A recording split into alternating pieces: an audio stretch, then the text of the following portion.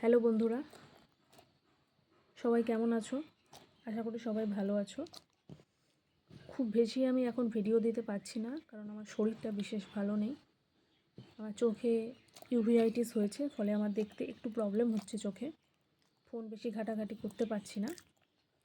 আমি বলেছিলাম সিম্বার আপডেট দেব। সিম্বার chest x-ray করা হয়েছে, ইসিজিও করা হয়েছে গত শনিবার। রিপোর্টে একটু সমস্যা আছে, ডাক্তার বললেন ট্রিটমেন্টে থাকতে হবে। চেস্টে একটা ইনফেকশান আছে, একটা কনজেকশন আছে, একটা সিভিয়ার টাইপের। সেই জন্যই ওর মাঝে মাঝে কফের সমস্যা হচ্ছে, বমি করে দেয়, কফে ওর দম নিতে সমস্যা হচ্ছে। আর ইসিজিতেও প্রবলেম পাওয়া গেছে, হার্টে একটু সমস্যা আছে। হার্টের কি ভালভে কিছু প্রবলেম আছে। তো হার্টের মেডিসিন দিয়েছে ডাক্তারবাবু, লাংসেরও মেডিসিন দিয়েছেন, অ্যান্টিবায়োটিক। তো পরশুদিন থেকে ওর অ্যান্টিবায়োটিক শুরু হয়েছে লাংসের জন্য, কাল থেকে হার্টের মেডিসিন শুরু হয়েছে। তো কালকের দিনটাও খুব বেশি খাওয়া দাওয়া করেনি, খুব অল্প খেয়েছে, তাই একটু চিন্তায় আছি যে, কারণ আমার এই বাচ্চাটা খেতে খুব ভালোবাসে, খাওয়ার জন্য খুবই ছটফট করে। তো সে খেতে চাইছে না কেন, এটা একটু চিন্তার ব্যাপার। তো অনেক সময় নতুন অ্যান্টিবায়োটিক খেলে ওদের একটু খাওয়া দাওয়ার ইচ্ছাটা কমে যায়, জানি। সেরকমই বোধহয় কিছু হয়েছে। গ্যাসের ওষুধ দিয়েছি, সকালে বিস্কিট খেয়েছে। এই হলো সিম্বার আপডেট। নতুন ট্রিটমেন্ট শুরু হয়েছে। সবাই তোমরা প্রার্থনা করো ওর জন্য, যাতে ওর বুকের যে ইনফেকশানটা সেটা যাতে ঠিক হয়ে যায়, কারণ কফের জন্য ওর অনেক সমস্যা হচ্ছে, খুবই কষ্ট হচ্ছে আজ অনেক দিন ধরে। শীত পড়তে না পড়তেই ওর কফের সমস্যা এখনও চলছে যেটা। তো হার্টের মেডিসিন শুরু হয়েছে। তো হার্টের কি সমস্যা সেটা তো আমরা বাইরে থেকে বুঝতে পারবো না, ডাক্তারবাবু যেটুকু যা বুঝেছেন।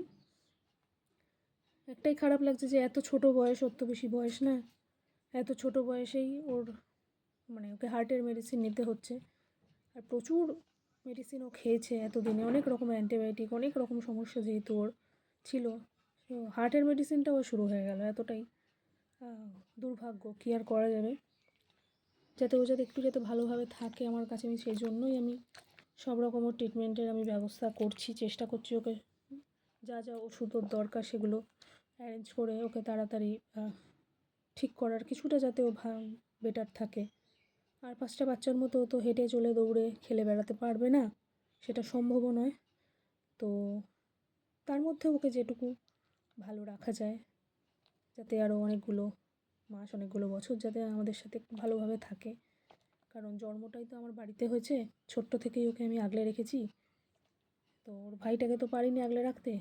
তো সেই জন্য একটা কষ্ট কাজ করে ভীষণভাবে, ভেতরে একটা ভয় কাজ করে। ওর একটু কিছু হলেই বেশি টেনশন হয়। তো তোমরা সবাই আশীর্বাদ করো আমার সিম্বাকে, সিম্বা যাতে একটু ভালো থাকে, সুস্থ থাকে, এই ওষুধগুলো খেয়ে ওর যাতে যে সমস্যা সেগুলো যাতে কমে যায়, ভালো করে যাতে খাওয়া দাওয়া করে আগের মতো। আর আমার জন্য একটু প্রার্থনা রেখো, আমিও যাতে একটু ঠিক থাকি। কারণ আমি যদি না ঠিক থাকি তাহলে আমি আমার বাচ্চাদের দেখাশোনা করতে পারবো না, খুব অসুবিধা হবে ওদের দেখাশোনা করতে। এই আর কি, সিম্বার আপডেট দেওয়ার ছিল, ওই জন্যই ভিডিওটা করলাম। সবাই ভালো থেকো, আবার দেখা হচ্ছে পরবর্তী ভিডিওতে। টাটা।